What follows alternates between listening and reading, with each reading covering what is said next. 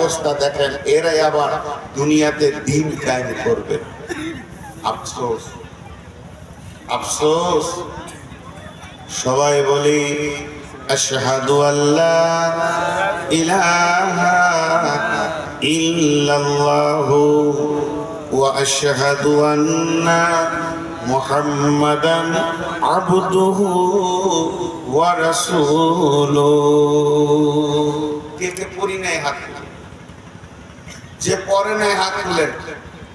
আপনি মুসলমান হলেন কি করে? এটা পড়তে অসুবিধা হয়ে গেল আপনার? জি ভাই। তো আমরা কালেমা পড়ে নিলাম, মানে আমরা মুমিন। আমরা মুমিন। একটা মুমিন স্বাধীন নয়, একটা মুসলিম স্বাধীন নয়, পরাধীন।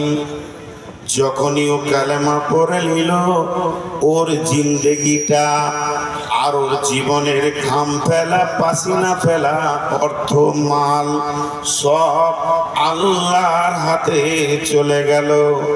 আর ওর মধ্যে স্বাধীনতা থাকলো না। এটা আমার, ওটা আমার, এ কথা বলা যাবে না।